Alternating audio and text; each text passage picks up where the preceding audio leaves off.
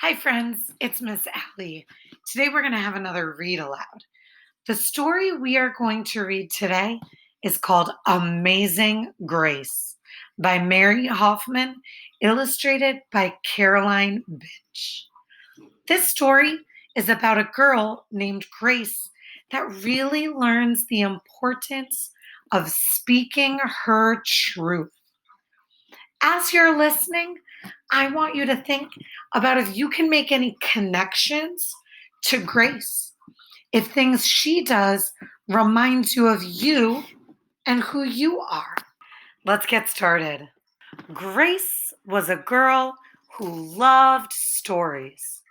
She didn't mind if they were read to her or told to her or made up in her own head.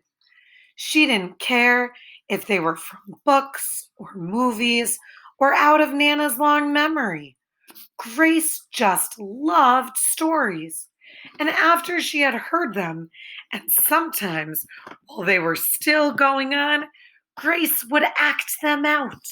And she always gave herself the most exciting part. Grace went into battle as Joan of Arc and wove a wicked web as Anansi, the spider. She hid inside the wooden horse at the gates of Troy. She sailed the seven seas with a peg leg and a parrot. She was Aladdin, rubbing his magic lamp to make the genie appear, and Mowgli in the backyard jungle. Most of all, Grace loved to act out adventure stories and fairy tales. When there was no one else around, Grace played all the parts herself. She set out to seek her fortune with no companion but her trusty cat, and found a city with streets paved in gold. Sometimes she could get Ma and Nana to join in when they weren't busy. Then she was Dr. Grace, and their lives were in her hands. One day, Grace's teacher said they would do the play Peter Pan. Grace knew who she wanted to be. When she raised her hand, Raj said, "You can't be Peter. That's a boy's name." But Grace kept her hand up. "You can't be Peter," whispered Natalie. "He isn't black." But Grace kept her hand up. "All right," said the teacher. "Lots of you want to be Peter Pan, so we'll have to have auditions next week to choose parts." She gave them words to learn. When Grace got home, she seemed sad. "What's the matter?" asked Ma. "Raj said I couldn't be Peter Pan because I'm a girl." "That just shows what Raj knows," said Ma. "A girl can be Peter Pan if she wants to." Grace cheered up. Then later, she remembered something else. "Natalie says I can't be Peter Pan because I'm black," she said. Ma looked angry, but before she could speak, Nana said, "It seems Natalie is another one who don't know nothing. You can be anything you want, Grace, if you put your mind to it." On Saturday, Nana told Grace they were going out.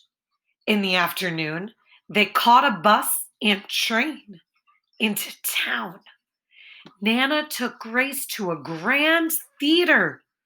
The sign outside read, "Rosalie Wilkins in Romeo and Juliet," in sparkling lights. "Are we going to the ballet, Nana?" asked Grace. "We are, honey. But first, I want you to look at this picture." Grace looked up and saw a beautiful young ballerina in a tutu. Above the dancer, it said, "Stunning new Juliet." "That one is little Rosalie from back home in Trinidad, said Nana.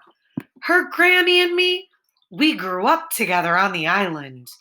She's always asking me, do I want tickets to see her Rosalie dance? So this time, I said yes.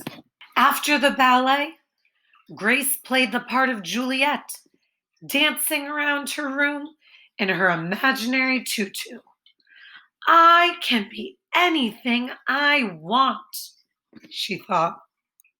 On Monday, the class met for auditions to choose who was best for each part. When it was Grace's turn to be Peter, she knew exactly what to do and all the words to say. She had been Peter Pan all weekend. She took a deep breath and imagined herself flying. When it was time to vote, the class chose Raj to be Captain Hook and Natalie to be Wendy. There was no doubt who would be Peter Pan. Everyone voted for Grace. You were fantastic, whispered Natalie. The play was a big success, and Grace was an amazing Peter Pan. After it was all over, she said, I feel as if I could fly all the way home. You probably could, said Ma. Yes, said Nana. If Grace put her mind to it, she can do anything she wants. All right, friends, I hope you enjoyed that story, Amazing Grace. That's one of my favorites. In that story, Grace really learned to speak her truth.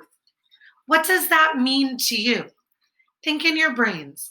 What does it mean to speak your truth? Have you ever spoken your truth? When? What did you do? How did you feel after you spoke your truth?